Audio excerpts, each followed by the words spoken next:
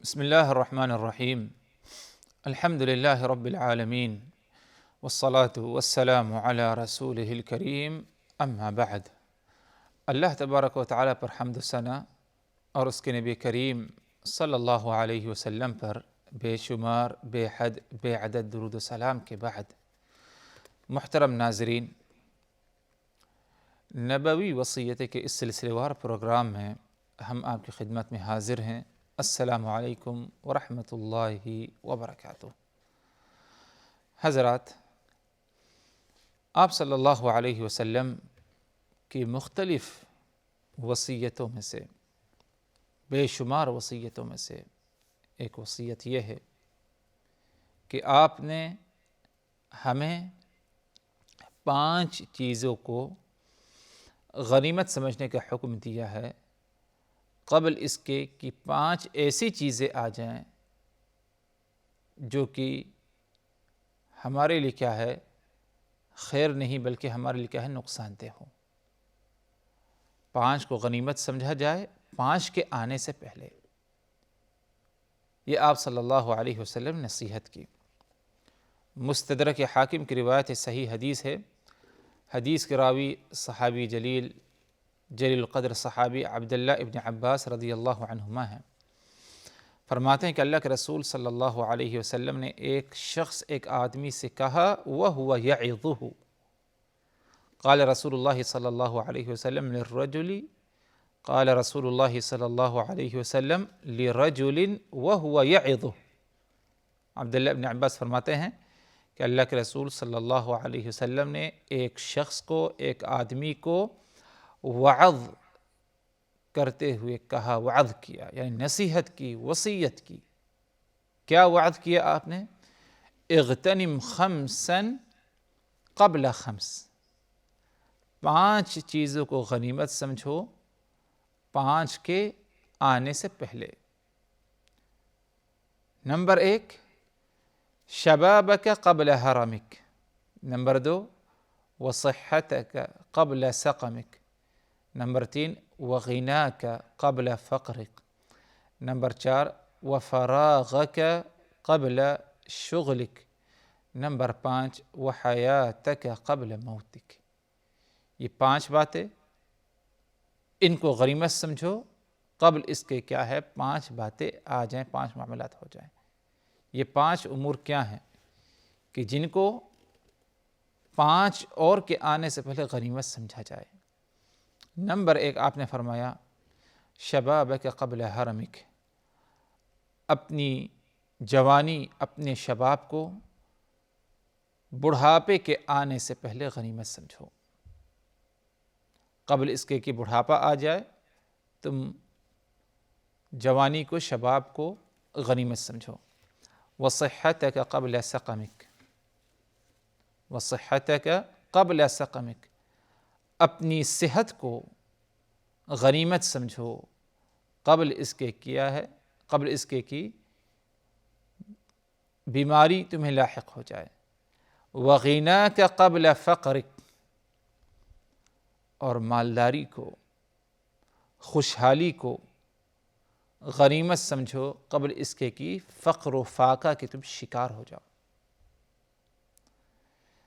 Number 4، فراغک قبل شغلک، اپنے فراغت کو، فارغ وقت کو غنیمت سمجھو قبل اس کے کہ جو ہے تم کسی اور کام میں مشغول ہو جاؤ۔ وحیاتک قبل موتک، اپنی زندگی کو غنیمت سمجھو قبل اس کے کہ جو ہے تمہیں کیا ہے، موت آ جائے۔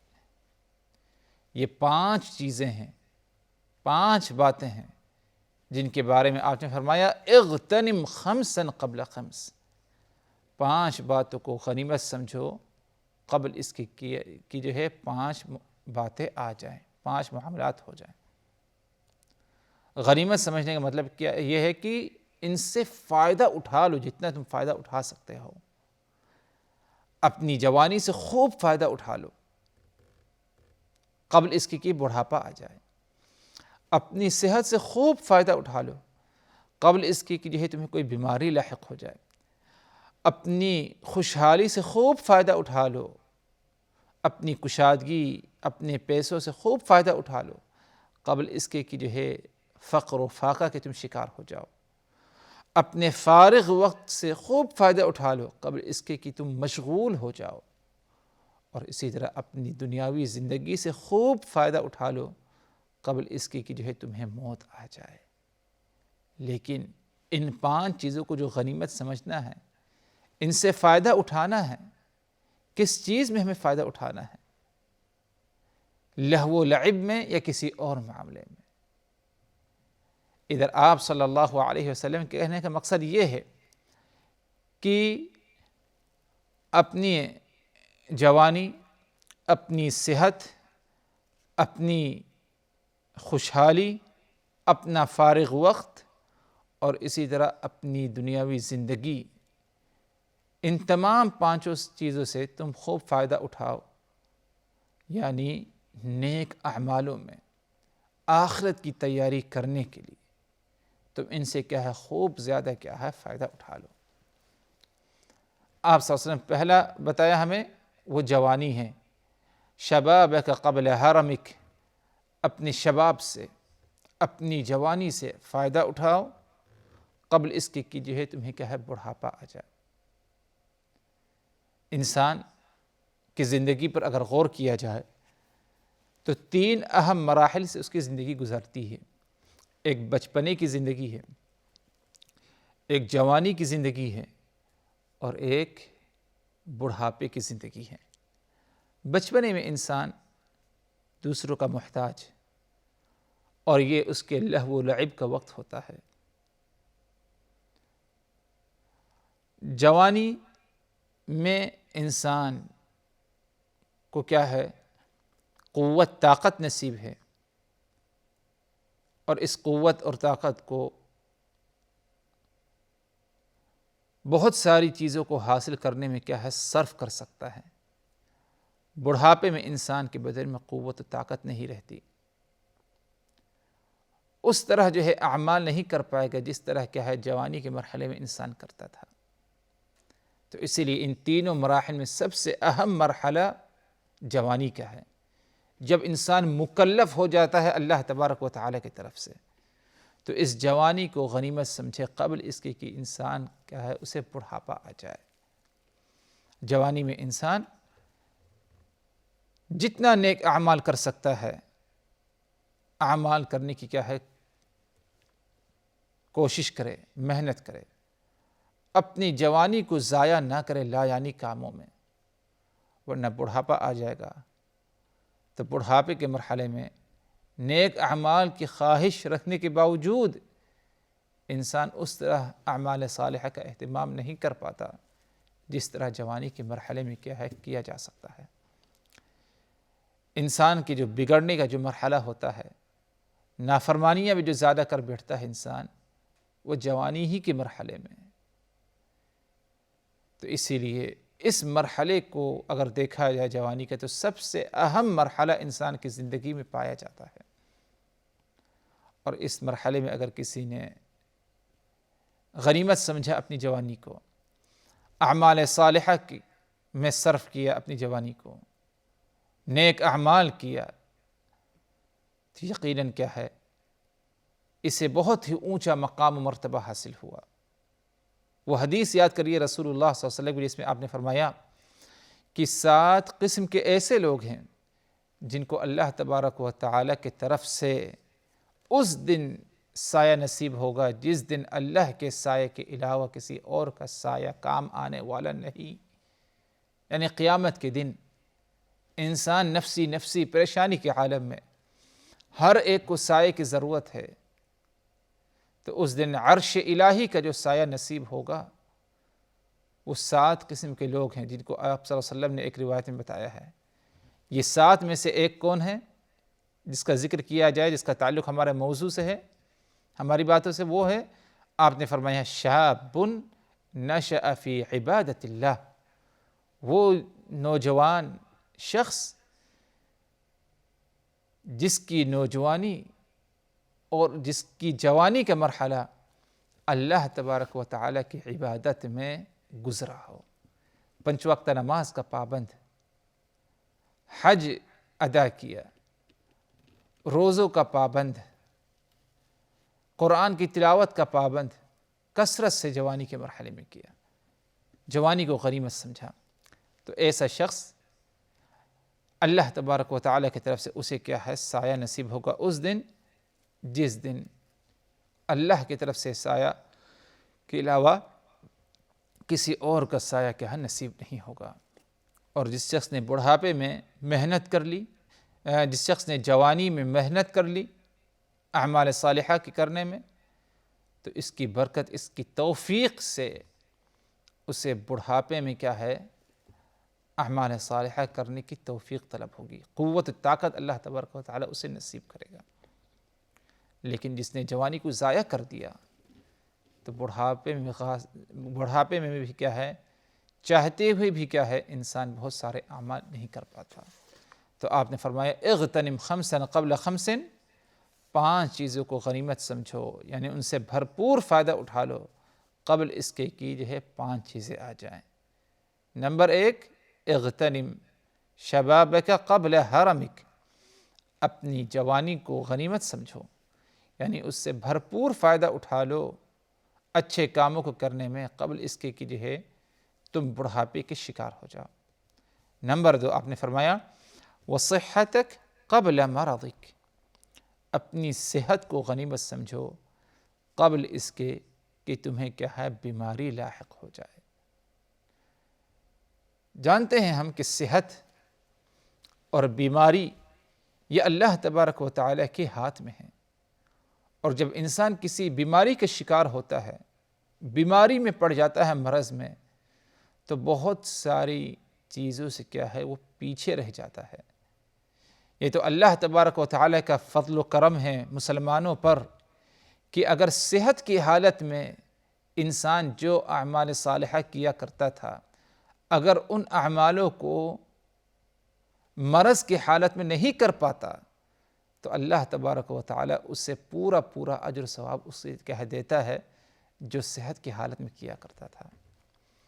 ایک انسان قیام اللیل کا پابند تھا، کثرت سے نفلی روزوں کا پابند تھا، لیکن اچانک کسی بیماری کا شکار ہوا کہ وہ اب روزہ نہیں رکھ پاتا، فرض روزہ بھی نہیں رکھ پاتا بیماری کی بنا پر، تو اللہ تبارک و تعالیٰ اسے پورا اجر ثواب دے گا، بیماری کی حالت میں بھی روزوں کا، کیونکہ وہ صحت میں کیا ہے، روزہ رکھنا اور دیگر کیا ہے، نوافل اور اعمال صالحہ کا اہتمام کیا کرتا تھا۔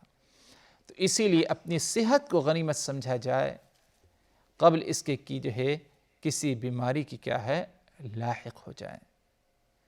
جتنا زیادہ فائدہ اٹھا سکتے ہیں، بھرپور فائدہ ہم اپنی جو ہے صحت کے مرحلے میں کریں، تاکہ اگر بیماری لاحق ہو جائے تو بیماری کی حالت میں ہم اجر و ثواب سے محروم نہ رہیں۔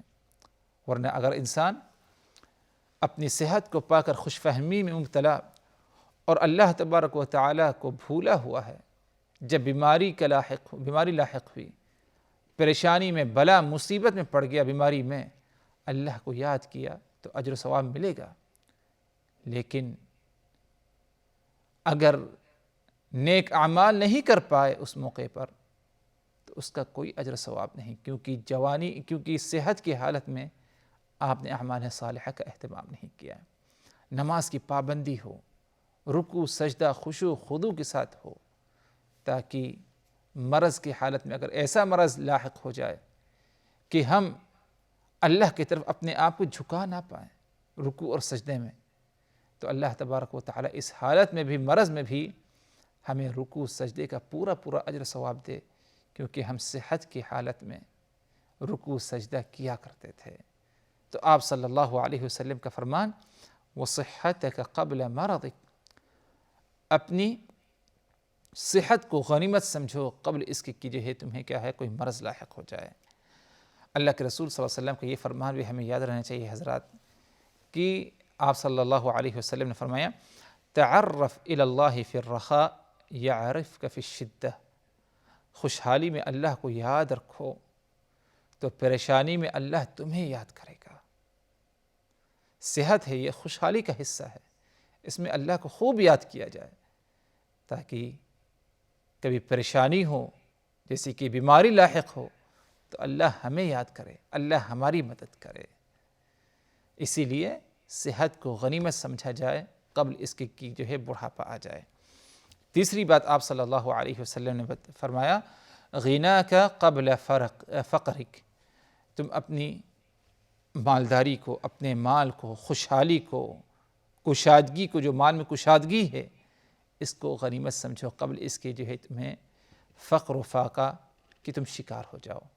مال انسان کے پاس کوئی ضروری نہیں کہ ہمیشہ ہمیش رہے، زندگی میں ایسا مرحلہ بھی آ سکتا ہے ایک مالدار شخص کے پاس کہ وہ دوسروں کا محتاج ہو۔ تو اسی لیے مال ہے، کشادگی ہے، زیادہ زیادہ صدقہ خیرات کرو، زیادہ زیادہ لوگوں کی مدد کرو قبل اس کے کہ جو ہے تم تنگی میں پڑ جاؤ، دوسروں کی محتاج ہو جاؤ، پیسے دولت ختم ہو جائے، اس وقت تم صدقہ کرنے کی خواہش رکھو تب بھی صدقہ نہ کر پاؤ، بلکہ دوسروں کے صدقات کی شاید تم محتاج ہو جاؤ۔ تو اسی لیے کشادگی ہے، مال میں فراخی ہے، اس کو غنیمت سمجھا جائے، کثرت سے مال کے ذریعے تقرب حاصل کیا جائے، یعنی صدقہ خیرات کے ذریعے اللہ تبارک و تعالی کی راہ میں خرچ کرنے سے، غریب و مسکین بیواؤں کو دینے سے، یتیموں پر خرچ کرنے سے، قبل اس کے کہ جو ہے یہ مال ہم سے جا چکا رہے۔ نمبر 4 آپ نے فرمایا وَفَرَاغَكَ قَبْلَ شُغْلِكَ، اپنے فارغ وقت کو غنیمت سمجھو قبل اس کے کہ جو ہے تم مشغول ہو جاؤ۔ ہمارے پاس اگر دیکھا جائے 24 گھنٹے میں کتنا فارغ وقت ہے، اگر ہم میں سے ہر ایک اپنے نفس کا محاسبہ کرے تو بہت وقت ہمیں کیا ہے فارغ ملے گا۔ ہم یہ فارغ وقت میں کرتے کیا ہیں؟